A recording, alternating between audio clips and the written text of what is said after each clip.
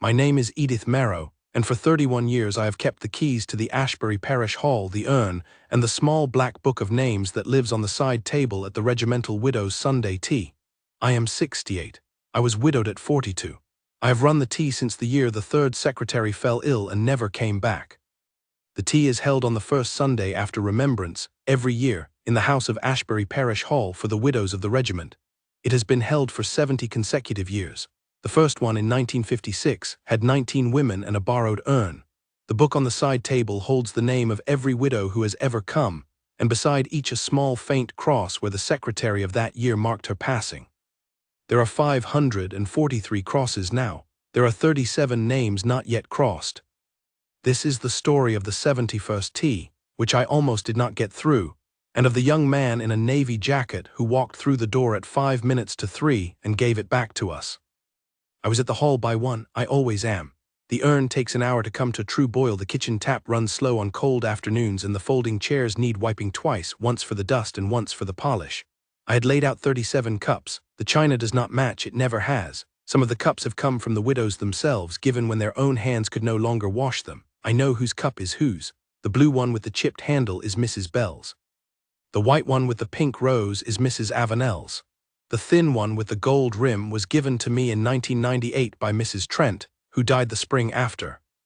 There is a teapot for every 6 chairs. There is a small upright piano under the south window, which no one has played in 3 years. There is a low shelf along the side wall where every year I set out the photographs, not of the widows but of the men. Black and white, color, formal portraits, a snapshot from a quayside. I have come, over the years, to know the men through their photographs the way one knows neighbors through windows. There is a young captain with a kind, surprised face who died at a border action in 1962. There is a corporal in fatigues taken 2 weeks before a peacekeeping operation in 1991. There is a sergeant in dress uniform photographed on his wedding day in 1973 who would die in a training accident 6 years later. The widows arrive, and they pass the side wall, and they touch the frames, and that is how the tea begins. By 2 o'clock the missing widow's page in the book was filled, 4 crosses since last year. Mrs. Cawley in March, Mrs. Vinn in May, Mrs. Reed in August, Mrs. Lockton in October. I had written the dates very neatly because that is how grief asks to be carried slowly and in good handwriting. Then I had turned the page and written, on the next clean line and without crossing the name, the entry that did not yet belong on either side. Mrs. Halloway, unwell, sends her love. Mrs. Halloway is the regiment's eldest widow. She is 87. She has come to every tea since 1956 when she was 18 and the youngest widow in the room. She lost her husband at a posting overseas the spring before that first tea, a quiet death in a peacetime accident at a depot, not the kind that ends up in the books. For 70 years she has come in the same dark coat with a different brooch each season, and a smile I have never seen falter.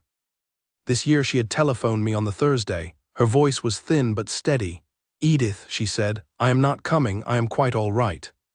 I am only tired, do not be sad about it. Lay the cup out anyway, pour for me, I will be there in my way." I had set her cup out, the one with the small enamel violet on the rim. I had not been able to look at it for long. At 2:10 the first widows began to arrive. Mrs. Avenel with her daughter waiting in the car. The Mrs. Carrow sisters-in-law, both widowed in the same regiment in different decades. Mrs. Bell, who is 94, walked the 7 steps from the door to her chair with the careful seriousness of a woman doing something she has done 400 times. By 2:30 we were 20. By 2:45 we were 30. The hall took on its quiet warmth, the soft hum of voices that are not raised, the steam from the urn, the scent of damp coats hung along the inner wall. At 5 minutes to 3 the door opened. I was at the urn. I heard the door before I saw him. There is a way the parish hall door sounds when a stranger opens it, slower, more careful, the hinge held, and I turned with the tea strainer still in my hand. A young man stood just inside the door, 28 or 29, tall. He was in civilian clothes, a navy jacket plain and well cut, the sleeves brushed clean, gray flannel trousers, polished black shoes that I noticed because I have noticed shoes all my life. And at his collar, fastened to the dark knot of his tie, a small silver pin shaped like a sheaf of 3 arrows over a crown. I knew that pin the way one knows one's own name. I have seen it on the lapels of the men in the photographs for 31 years. I have seen it on Mrs. Halloway's husband, who lies on the side wall in a photograph from 1955, in the corner just to the left of the piano. He stood very still for a moment. as a man does who is waiting to be sure he has come to the right place. Then he walked the 4 paces to where I was standing at the urn, and he stopped at a respectful distance, and he said quietly, "Forgive me, my grandmother could not come today. She asked me to stand in for her. My name is Thomas Halloway. May I help with the tea? I have been asked many things in this hall over 31 years. I have never been asked that one." I think I said yes. I think I said, of course, yes. I set the tea strainer down and held out my hand, and he shook it once gravely, and that was the whole of our introduction. I did not ask him what he did. I did not need to. I had known his grandfather's pin at 20 paces, and I had known, the moment he said the name, what his Sundays were when they were not his own. He took off his jacket and folded it once over the back of an empty chair. He rolled the cuffs of his shirt, only once, neatly, and he came to the urn and asked me how I liked the tea poured, and I told him, and he listened the way a young man listens who has been taught to listen by someone careful. Then he picked up the first teapot of the afternoon and walked it to the nearest table, where Mrs. Avenel and the Misses Carrow were already seated, and he said, "Good afternoon, ma'am," to each of them in turn, and he poured. He poured for 37 widows. He did not pour quickly. He poured the way a man pours who has decided the pouring is the work. He held the lid of the teapot lightly with 2 fingers of his left hand. He set the pot back on the table without a click.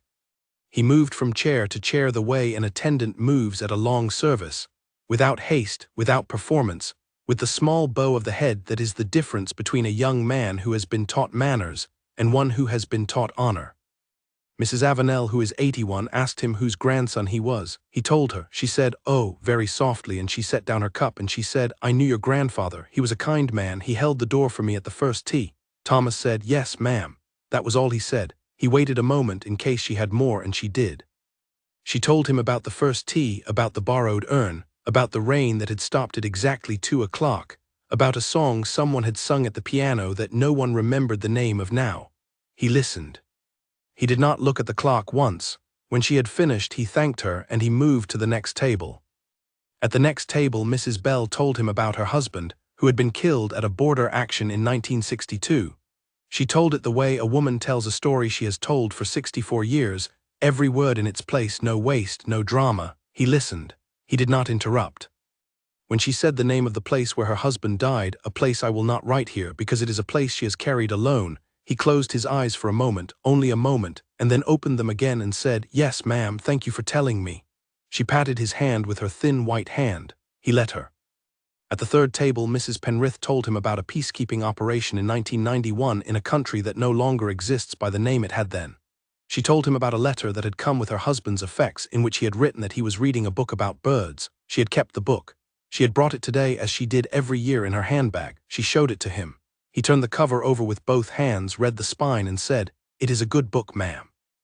She said, yes, he thought so. At the fourth table, Mrs. Lyle told him about a training accident in 1979. She did not tell him the details. She said only he was 31. Thomas said, "Yes, ma'am." She said, "He would have been 78 today if you can believe it." Thomas said, "I can believe it." She looked at him for a long moment, and then she said, "You have his way of standing." He did not ask her whose way. He bowed his head a little, and he poured her more tea, and he moved on. He went on this way for 3 hours and 40 minutes. He fetched a shawl from the back seat of Mrs. Avenel's daughter's car when the wind picked up at 4 and Mrs. Avenel could not get warm. He took Mrs. Bell, at 5:10, to the lavatory at the back of the hall and waited outside the door and walked her back when she was ready. He did not hurry her. He did not offer his arm too quickly. He held her elbow the way a man holds the elbow of a woman who has held her own elbow for 94 years and would prefer not to need help, and he managed both the help and the dignity at once. When she was back in her chair, she reached up and patted his cheek, and she said, "Bless you, dear," and he said, "You're welcome, ma'am," and that was all. At 5:30 he carried the urn back to the kitchen for me without being asked. It is a heavy urn. I have carried it alone for 31 years. He did not make a show of carrying it. He simply lifted it, walked with it, and set it down on the kitchen counter and asked where the cloth was. I showed him. He wiped the urn down, then he washed 7 cups while I dried. We did not speak much in the kitchen. There was the running of the tap, and the small, clean sound of china being set on the drainer, and that was company enough. At 6:20 the widows began to leave slowly with long goodbyes at the door. Thomas stood beside me. He helped Mrs. Lyle on with her coat. He held the door for the Misses Carrow. He saw Mrs. Bell to the car her great-nephew had brought to fetch her, and he closed the door so softly I heard it from the threshold and thought, that is how his grandfather closed a door. At 25 to 7 the last three widows left together. He stood beside me on the step until their car had turned the corner and the road was empty. The light was gone by then. The street lamp at the gate had come on. He turned to me and said, "Thank you for the afternoon, Mrs. Marrow."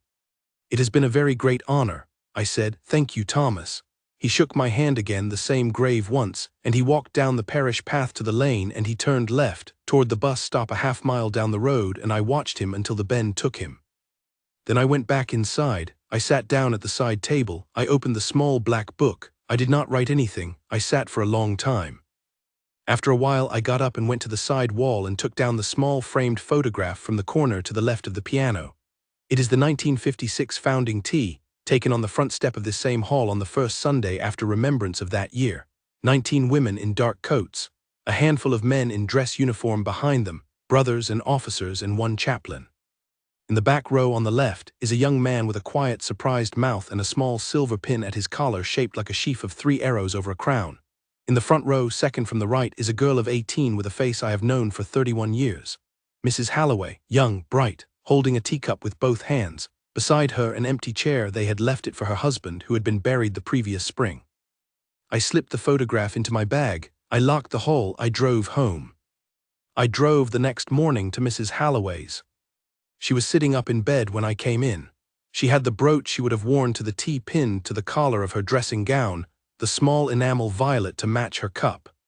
Her daughter had let me in and gone to put the kettle on, and Mrs. Halloway and I were alone in the soft yellow morning light of her bedroom, and I sat down on the chair beside her bed and took her hand and told her, in detail, about her grandson's afternoon. I told her about the way he had folded his jacket over the chair, about Mrs. Avenel and the borrowed urn and the song no one remembered the name of, about Mrs. Bell and the border action and how he had closed his eyes for a moment when she said the place, about the shawl from the car and the elbow at the lavatory door and the urn carried to the kitchen without being asked, about the 7 cups he had washed, about the way he had stood at the door beside me and shaken my hand once gravely, the same way he had shaken it at 5 minutes to 3. I gave her the photograph. She took it with both hands. She looked at her husband in the back row with the small silver pin at his collar. She looked at herself in the front row with the empty chair beside her. She looked at the photograph for a long time. Her thumb moved very gently across the face of the young man in the back row. She did not weep loudly. She wept quietly, the way a woman weeps who has wept for 68 years already and has learned to do it without disturbing anyone. After a minute she said very softly, "Bless him." That was all. I do not know precisely when he left it. He must have gone to see her on his way back to barracks that night. The bus stops near her road as well as near mine. She told me when I came back to her the following Sunday that she had woken in the morning to find it on her bedside table. The small silver pin shaped like a sheaf of 3 arrows over a crown, his grandfather's, the one she had given to him on his 18th birthday. In the spring he had been accepted to the regiment. He had left it for her to keep until she was well enough to give it back. A week after the tea, a quiet note arrived at the regimental commander's office from the Widows' Association. I did not write it, the chairwoman did. It was 3 lines long and it expressed our deep and continuing thanks. We did not say his name, we did not need to. The note was filed as such notes are, and there it presumably remains. I have not asked him about that afternoon. I have not seen him since. I understand from his grandmother that he stands his ordinary watches and that he comes to see her on his Sundays when the rota allows, and that he has never in any conversation with her or anyone else spoken of the tea. I do not expect that he ever will. That is not the way the men with that pin do things. The pouring was the work. The listening was the work. The walking and the urn and the 7 washed cups were the work. Speaking of it afterward would be a different kind of thing, and not, I think, his kind. Until last November I had not understood fully what it is that we are keeping when we keep this tea. We are keeping the place that the men would have stood in if they had come home. The chair beside Mrs. Halloway in 1956 was empty because her husband had been buried the previous spring. The chair beside Mrs. Halloway last November was empty because Mrs. Halloway herself could not come. And the man who walked through the door at 5 minutes to 3, in a navy jacket and polished shoes and his grandfather's pin at his collar, stood in both places at once. He poured for the widows. He listened to their husbands' stories. He stood the post that 2 generations of men with that pin had not been able to stand. He did it in civilian clothes on a Sunday with a bus ticket in his pocket. He did not speak of his regiment. He did not need to. When I think of it now, and I think of it most mornings before the day has gathered itself, I think of Mrs. Halloway sitting up in bed in the soft yellow light, the photograph in one hand and the small silver pin closed in the other, and of her grandson somewhere across the city in his ordinary uniform on his ordinary watch, eyes forward, the badge of his regiment at his collar, where she taught him it always belonged. Bless him, bless them both.